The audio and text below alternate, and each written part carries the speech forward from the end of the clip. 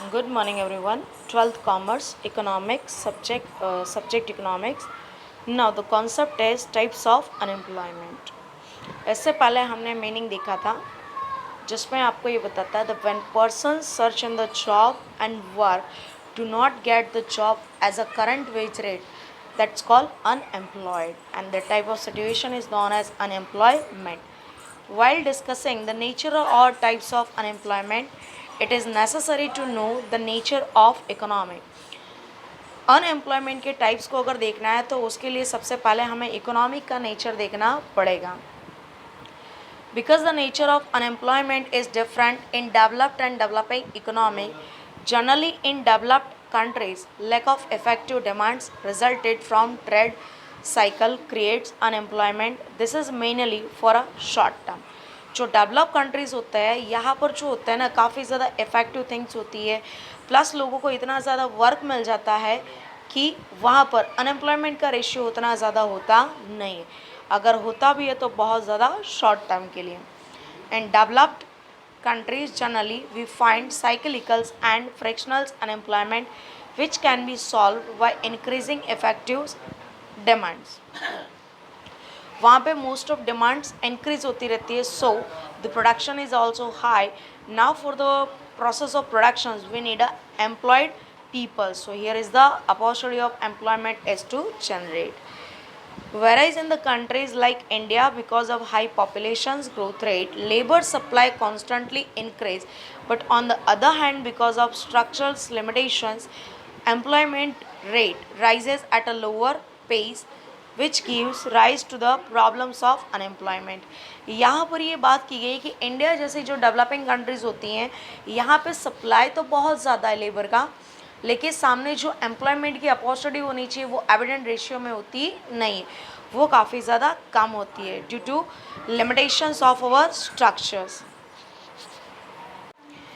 सो इस तरीके से इंडिया जैसी कंट्रीज़ के अंदर लेबर का सप्लाई तो ज़्यादा होता है बट डिमांड उतनी होती नहीं है. रीज़न्स हमारा जो इंफ्रास्ट्रक्चर्स है इंडिया का इकोनॉमिक का वो उतना ज़्यादा क्लियर कट नहीं होता है, उतना ज़्यादा प्रॉपरली नहीं होता है कि जिसके अंदर एम्प्लॉयमेंट की अपॉर्चुनिटीज़ बार बार क्रिएट होती रहे. सो सप्लाई ज़्यादा है बट डिमांड उतना होता नहीं है.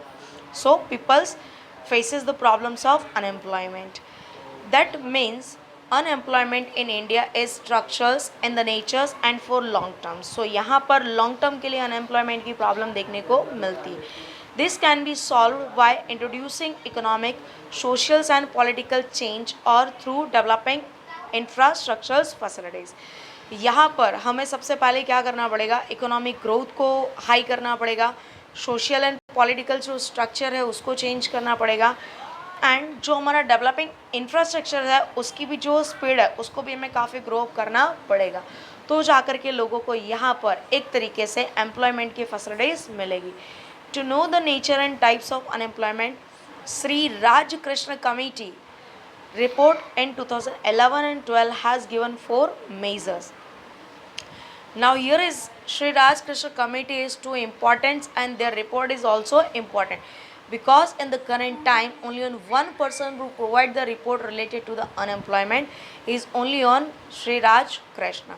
इन्होंने हमें ये रिपोर्ट प्रोवाइड की थी और आज के करंट टाइम में भी यही रिपोर्ट हमें देखने को मिलती है. चलिए देखते हैं इनकी रिपोर्ट को. फर्स्ट पॉइंट आता है time. If any person has willingness and capacity to work but does not get work for more than 28 hours a week. कोई पर्सन विलिंगनेस रखता है, कैपेसिटी भी रखता है, बट उसको वीक के अंदर 28 आवर्स का वर्क मिलता नहीं है.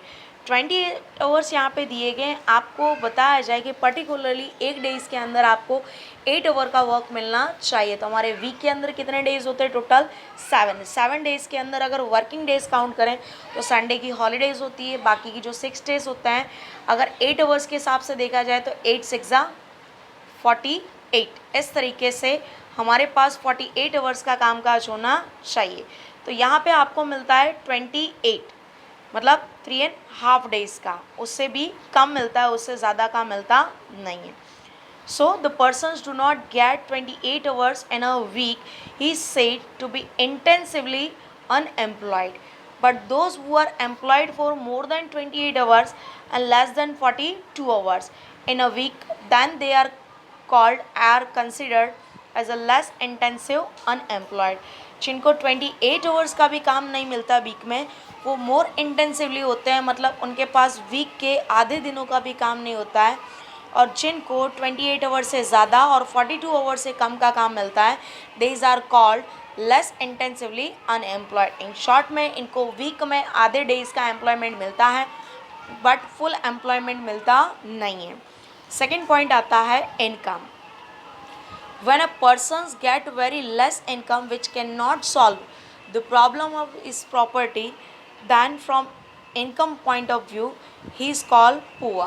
In the rural India especially this types of poverty since means what, इंसान के पास जब अर्निंग नहीं होती है, अर्निंग काफ़ी ज़्यादा लेस होती है और जो बेसिक नेसेसिटीज़ होती है वो भी उसमें वो पूरा नहीं कर सकता, दैट इज़ कॉल्ड पुअर। और इस तरीके की पुअर्टी मोस्ट ऑफ हमें रूरल एरियाज़ के अंदर देखने को मिलती है। For an examples a persons required of 30,000 rupees per month for satisfying the needs of his family.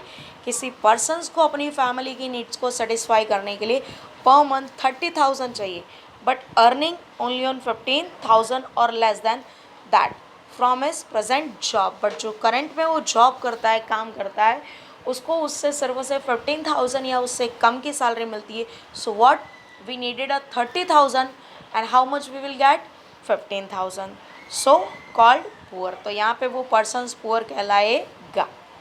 Third point आता है willingness. When a person is eligible of getting good job but she and he does not get the job. Person के पास capacity है, फिर efficiency है, knowledge भी है कि उसको हायर क्लास की जॉब मिलनी चाहिए, बट फिर भी उसको हायर क्लास की नहीं मिलती है, लोअर क्लास की जॉब मिलती है। As per her and his eligibility then and accepts lower cadre job and get very less income from his job then he is underemployed. Like illustration, if CA has worked to as a clerk, अगर CA की capacity रखने वाला person clerk की job करता है तो उसकी capacity efficiency से जो उसको जॉब मिल रही है वो उसका क्राइटेरिया कैसा होता है, बहुत ही ज़्यादा कम होता है। तो वो भी person as per the willingness के हिसाब से क्या कहलाएगा, अनएम्प्लॉयड, क्योंकि उसकी विलिंगनेस, एलिजिबिलिटीज़ और कैपेसिटी हायर क्लास की है पर उसको लोअर क्लास का जॉब करना पड़ रहा है, बिकॉज मार्केट के अंदर उसकी कैपेसिटी के हिसाब से उसको जॉब मिलती नहीं है। लास्ट पॉइंट आता है productivity. When a labourer is working with less than his actual productivity then production is less than his productive capacity. Person की कैपेसिटी ज़्यादा है बट उसके ज़रिए जो काम किया जाता है वो लेस हो। If the person have a capacity of 8 hours of working hours, उसके पास कैपेसिटी 8 आवर्स की है बट अगर वो सिर्फ उसे 6 आवर्स काम करता है, 2 आवर्स काम नहीं करेगा, तो वहाँ पे उसने अपनी प्रोडक्शन कैपेसिटी से कम काम की है। So he is known as unemployed as per the productivity. उसकी प्रोडक्टिविटी ज़्यादा है फिर भी वो काम कैसा कर रहा है, काम कर रहा है।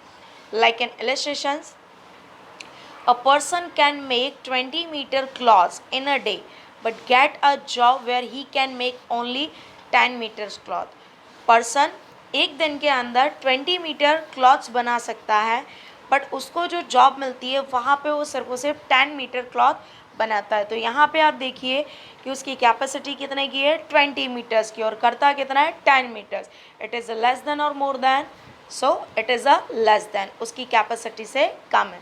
So is known as unemployed as per the productivity. So here is 4 types of as per the Raj Krishna committee.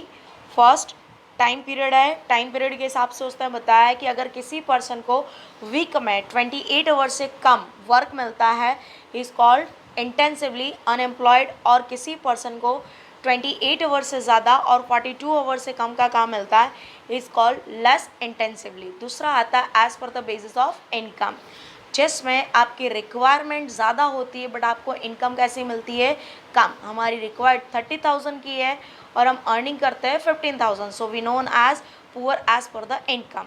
Third आता है willingness.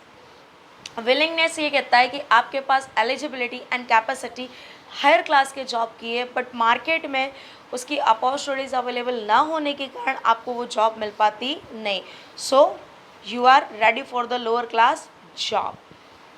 So this types of job and working is known as willingness. आप नहीं इच्छा करते हैं, नहीं चाहते, फिर भी आपको करना पड़ता है बिकॉज आपकी कैपेसिटी के हिसाब से आपके पास वर्कआउट नहीं है.